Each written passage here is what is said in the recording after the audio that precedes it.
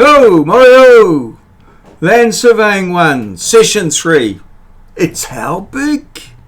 In this video, I'm going to do an introduction to Session 3. So this would be the standard introduction that I would do at the start of any class. So I will be doing it live, obviously, when we turn up to the class. But this is just to give you a bit of an idea of what might happen, or if you want to get a heads up, or perhaps if you've missed class or something like that. So yeah, let's go to full screen. I'm sure you've had enough of me already, and we'll just move on from there. So moving ahead, we come to the plan. So the plan, or the session plan, is pretty standard session plan. We have our 2-hour tutorial, which is intended to be before the practical class, but because of timetable constraints, it may not be. So in the 2-hour tutorial, I will hand out the documents associated with Session 3, give you a bit of an intro, answer any questions that you have on any topic tasks, and yeah, the session will end. It's intended as an opportunity for you to, having done all the background reading or raised any questions or any challenges that you might encounter, that you put those together into questions that we can sort out in either one-on-one or as a class or as groups and things like that. It's also an opportunity for you to meet with your team and to plan the field work, to share data that you have collected and just get things together. Then there's the 4-hour practical each week, where you get out in the field and actually do physical tasks. And so it's probably a good idea to do a bit of planning for those, and I will be discussing some planning techniques and some teamwork things as we progress through the sessions. So that's yeah, pretty much the session plan. Standard session plan for each session, really. Pretty much the same thing. Now, learning outcomes, obviously you're here to learn, and so these are the outcomes that you could reasonably expect from today's lesson. So one, you would have located survey marks from existing plan data. So I've given you the a control plan of the area that we work in, and you can see that there's various marks there which you probably need to be able to go out and locate and clearly identify. This is a standard survey practice. It happens from time to time that you misidentify a mark and put a whole survey out by quite a considerable amount. You will have completed a double run levelling run to check some existing marks. So we've got a couple of marks out there with sort of known values on them, just to give you a bit of an idea as to how things go. But you know, that's it's more getting the double run done and getting it confirmed and things like that that's important. Recorded and adjusting levelling data in a specific situation. So yes, how to write it down, make sure you get it right, record it correctly, and in a professional manner. We're going to do some conversions of imperial measurements to metric. So prior to 1972, we used link chains and links, acres, roods and perches. These days we use meters and meters squared. So sometimes some of our old data and old plans is in imperial units. We have to convert it over to metric so that we can actually use the information. And you'll obviously do some teamwork and some team building. So that's the intention of today, the third session. Alright, now simple survey concepts. Each session I like to introduce a very simple concept. If you remember these concepts and understand these concepts, they will give you a firm foundation and basis for your surveying. So in this particular one, the first reading at each setup is a backsight. Now remember and commit this to memory, so that every time you're out in the field you set the instrument up, you'll then say the first reading is a backsight, so you'll know which one is your backsight. Typically with levelling, you're moving forward. So you're moving from one point to another. The point that you're moving from has a known height. So you take a backsight onto that, and then a foresight onto, say, a new mark. Then you set up again, and then obviously from the basis of that information you will have an idea of what the level is on the new mark. That then becomes a backsight, and then you foresight to another new mark. There are also marks called intermediate marks in between these, which are significant little points along the way that you might take at the time. But essentially we've got the backsight and the foresight in each setup. There's usually one backsight and one foresight. The backsight's usually the first one, the first observation. The foresight's usually the last. Anything in between the two, usually the intermediate sights. So just looking here, we have a BM or a benchmark, typically of a known height. We take a reading on there, which is the backsight. Now that it will establish actually the height of collimation, the level of this thing, because it'll be the distance above the benchmark. You add on that distance there, that'll be its actual height or reduced level. Then you've got the foresight here, which you can read, and you subtract that, which would give you the height of this TP elevation here. So benchmark plus backsight equals height of instrument. Height of instrument minus foresight equals the TP elevation here. I'm not quite exactly sure what the TP stands for, but I'm sure it means something to somebody. Okay, moving on. The assignment 1, leveling. So I think we will have handed out assignment 1 previously. You will be working away on that. Today I think you should be looking to complete most of the required work, or getting very close. You should have a fairly good understanding of the what's required and what you need to do. Okay, so some conversions. Yes, so metric conversions. It's always we need some conversion factors. So the chain is 100 links. A chain is 22 yards, 66 feet. So one chain is 20.1168 meters. A link is 0.201168 meters. And 1 foot is 0.3048 meters, and an inch is 0.0254 meters. So with that, armed with that information, you can convert chains, links, feet, inches, yards, even miles. If you know a little bit more information, you can convert all of those to meters. And everything we do in surveying in New Zealand and in this course is generally done in meters. So there's no need to put the little m after everything. It's just assumed that it's meters. If it's not meters, you will say what it is, but generally just assume everything's meters. Usually we work to 2 or 3 decimal places in most circumstances. Now area, that's an important situation. We measure area. So in the imperial system we used acres. So an acre is 10 square chains. An acre is also 4 roods, or 160 perches. So 1 rood is 40 perches, or that's a quarter of an acre. An acre is 100,000 square links. Remember, there's 100 links to the chain. So an acre is 4046.85 64224 meters squared. So that's your factor, roughly round about 4047 meters. Now the little squared, I've put the little squared number there after the M. That can be achieved on most keyboards by holding down the Alt key, ALT, and then with that held down, push 253 or 253. That'll give you the little square.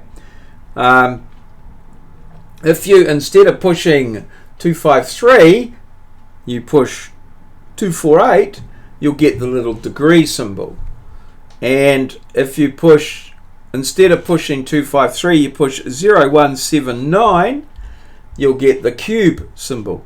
Now, 1 rood equals 1.1011.7141056, nominally 112 meters squared. That's a quarter acre. And a perch, 25.29285264, 25.29, that's meters squared. Okay, that's a perch. Now a hectare, which is what we usually measure large areas of land in, we either measure them in hectares or meters squared. So if it's more than a hectare, we usually measure it in hectares, and then we get it's 10,000 meters squared.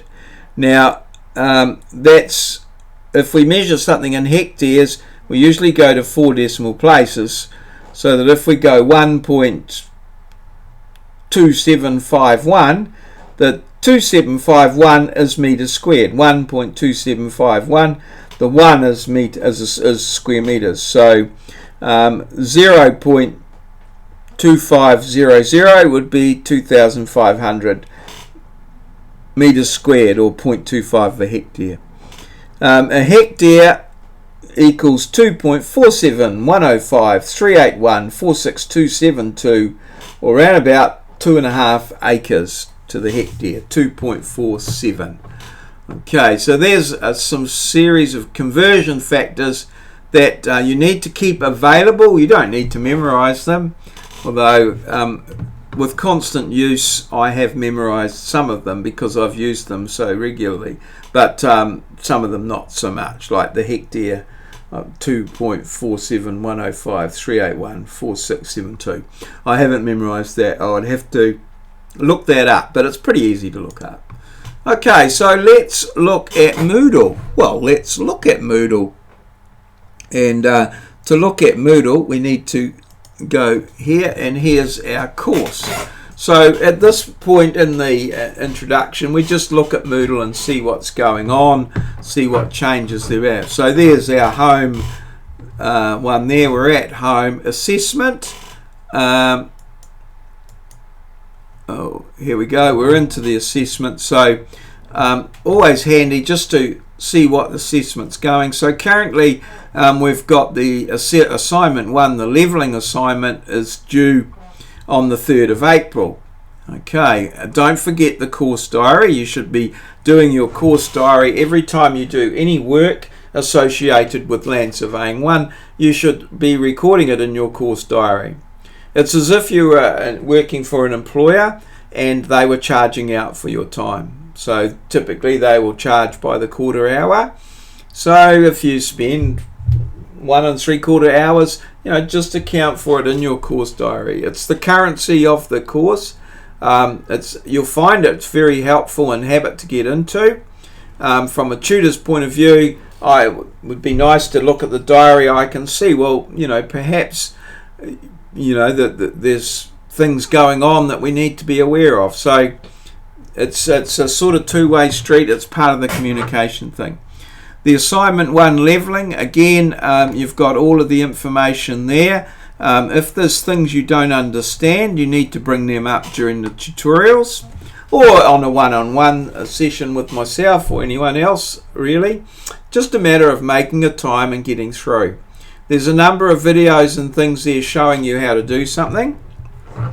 If there's something that you don't know how to do and you think that there should be a video showing you how to do it, let me know. I'll see if I agree with you. I can quite easily make something available. So there's various things there, examples and what have you, which obviously we would have discussed in the briefing.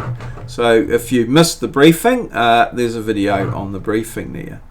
Okay, so let's go to session 3, which today is all about, and you'll see that it's how big, and it's all about the metric system. So first of all, what I have here is some introduction, some background stuff. So this is where you read about it, It's just a matter of reading these things, just sort of trying to understand, just to give you a bit of background, so that when you come to do something or you come to look at something else, this knowledge just sort of kicks in. It sort of puts you in the zone, gives you a little bit of background and things like that. So it's important to sort of give you a broad base for your knowledge, a good foundation on which to build what you're doing on. If you have just the bare amount of minimum understanding, you're on very shaky ground. It's very difficult to go outside of what you know. So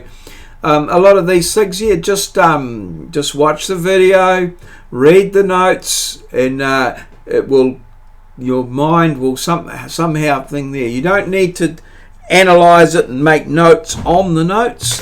It's just intended there as sort of little background readings, things of interest. If something interests you, by all means follow it further. If you've got questions, by all means question it. But the intention is to build a big, large foundation of knowledge. Okay, so then we come down here to the session plan. We had a look. The session notes, which is the PowerPoint that I'm looking at now, and then of course you've got the checklist here. So there's our checklist, which gives you, a suggested list of the way you go through things. So you can go through that, ticking off each thing with the date, which should coincide with your diary, might be helpful there. And as you read things and review things, and you could make little notes in there if you've got questions you want to ask. You've found perhaps there might be some errors in some of the answers or something like that you want to question, and you bring those to class in the tutorials or at any other time, any suitable time where it is. So that's the checklist there. Now then we come through, there's some videos on the metric system, again more videos and quizzes on the metric system, just good background information, a little bit of background on the 2-peg test, and some questions on that. You may well have done a 2-peg test now, or you're about to do one in the practicals, so this is just giving you some background, how it all works, what the story is. Sometimes because of the way that things are with the practicals and the tutorials, that we sort of get a little bit ahead of ourselves. So it's important that you try and bring all this stuff together and get a good understanding of it. So there's the 2-peg test, and then some videos on leveling, and again a bit of a quiz on leveling. And here we have a worksheet on level origins. What I found in previous assignments is that there was quite a poor understanding of level origins, and it possibly needs a little bit some work on it. So I've tried to put in a worksheet there that talks about level origins. Quite possible that it needs a video, or it may need a video, but I thought that the worksheet's possibly self-explanatory, but we'll see how that pans out, and if need be we can do some more work and put a video in there, or do a video, or I may even do a video now that I've sort of thought about it. Okay, so then we come through to again some theory. I've put in here just for review an example survey report and some example plans that are associated with the assignment, because it's sort of coincidence with where you're at in the assignment. Now a lot of this stuff may well be in the assessment tab as well, but now would be an opportune time just to look at it and just remember, because you're going out in the field trying to collect the data, so you want to collect the relevant data. You don't want to be backwards and forwards collecting stuff you missed. And there's a 2-peg test. This is the links conversion exercise. I've given you some conversion factors in the session notes, and I'll show you here how to do the exercise here, and how to draw up a nice little plan that can help you with that. Remembering that we're trying to do everything digital here, so everything that you do should be digital, and that's your thing. You live in a digital world, and people expect digital things now, handwritten things. Just a sign of, perhaps you should have done more work. Increasingly coming towards that. Still valid and still what have you, but you've got to be careful. And here's some sample exam questions that relate to stuff related to this session. Okay, and then we're into the practical exercises here. Here's our practical exercises worksheet. So we're going to locate some survey marks, collect and adjust some data in the field, and do some more finder diagrams. Just get in the habit of getting those right. Remember that the key issue for the finder diagram is that you should be able to send a person who has never actually been on the site, they should be able to find the mark. So there should be sufficient information for them to find and identify the mark that you've got. So say for instance you send them out, they need to know what they're looking for. Are they looking for a peg, a pin, a tube, a brass plaque, a bayonet, or whatever? There's a wide variety of things that are used for marks. So it's very important, because if they misidentify the mark, put the whole mark, the whole survey based on a falsely identified mark, we can be in some very problems. Although I would hope that wouldn't happen, because the training would suggest that you need to prove your origin, typically with 3 old marks that agree with each other. But nonetheless, it does happen. Okay, all right, and then finally down the bottom, what success looks like. So when you have successfully completed this particular session, this is what your result should look like. Remember, one PDF document emailed to your tutor for marking and feedback. Only the one document, and it's a PDF document. It is not a Word document. It's not a JPEG. It's not some sort of photograph from your phone. It's a PDF document, a single PDF document. You have the PDF functionality available at Wintech here. So get all your documents together, bring them in, collate them into one document, and email that to your tutor. Okay, the excuse that I don't have the software available at home or at my mother's work or those sort of things, no. It's one PDF document emailed to your tutor for marking and feedback. And if it's not in that form, it will go back. I will be asking you to put it in that form. If you need help with PDF functionality, by all means ask. I'm quite happy to show you. Scanning, we have scanning available on the photocopiers at Wintech. The Scan to Me function is available there and quite easy to use. There can be problems with it, don't get me wrong. Technology often, especially if you put it under any sort of time pressure, will let you down. But talk to me and I can help you. So let's just have a look at what it is I am expecting. Just by the way, you don't need to have the watermark on it. I've put this on here so that students don't copy it. Send me copies of my own stuff. Okay, so here's your cover page.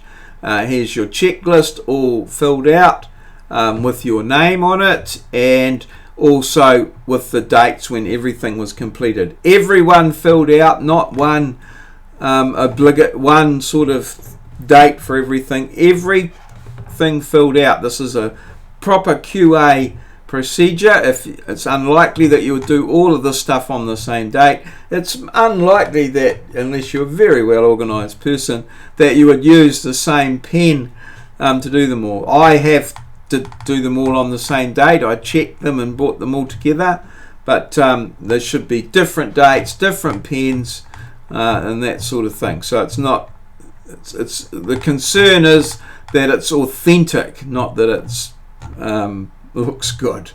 Okay, so here's some answers that I've done. I've redacted, this is other students' work from previous years, so I've redacted their names where possible. Okay, so these are generally correct. I would not expect that you follow them exactly. You need to put them in your own words, not just copy this stuff out here, but they give you, they're generally right. Some of them may have, and I've put, like, for instance, some things here where perhaps things could have been a little bit better. Okay, so these are, as you can see, these are tests and quizzes, all been filled out. They're just a multi-thing test, but the purpose of the test is to make you aware of certain things, and these are sort of standard basic stuff. There's a leveling quiz, again with the answers there, and here's the level origins. So generally, when we're talking about origin of heights, or origins for heights or levels or elevations in a survey, we need two things. We need to have a datum, and we need to have an origin of heights. So the datum is what we're using. It could be sort of Motoriki datum, it could be an assumed datum, or it could be some other type of datum. But these are important. So you have the datum, and then you have the mark that you have used, which has got a height on it in terms of the datum, as your origin of levels or origin of heights and what have you. So I've got some examples here on scenarios where you're writing up for a report, you know, how things went. Okay, there. I think that's pretty straightforward. So, okay, now for the next one, the links conversion exercise. So there's the little exercise, and here's the answer to lot 13, which I have drawn up using AutoCAD as I've shown, but for another lot in the picture that I provided, or in the video that I provided. Here's your exam questions here, some sample exam questions that have been put through there as the answers, okay, and what have you. Remember that these answers are also available on the in the answers tab on the Moodle site. So yeah, practical tasks here. There's the practical tasks all filled out, students' names redacted. That's my signature there. Yeah, as you can see, I haven't redacted that. And then some hazard ID documentation for that particular one, remembering that should be shared with all members of the group.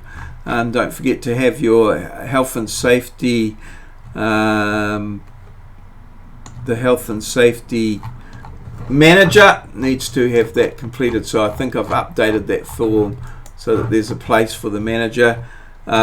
Your headings should all be completed. If you send unfinished headings, people don't know whether the job wasn't done, whether they've abandoned or stuff like that. So it needs to be finished off and tidied up. That's very important. And then that's just a thing there. So that's pretty much what success looks like there. Just something that came out of that. I possibly could just go back and just have a look at oh, I've forgotten what it was now. Oh, no, let's not worry too much about that. Yes, alrighty, so there you go, bit of an introduction to session 3. Quite a bit of work there to get through, some questions that will be raised, I'm sure, and you know, I may add some stuff to that as I indicated there, that perhaps we could do a video on this and a video on that. So yes, that's your introduction to session 3. I hope it all goes well. Cheers, see you.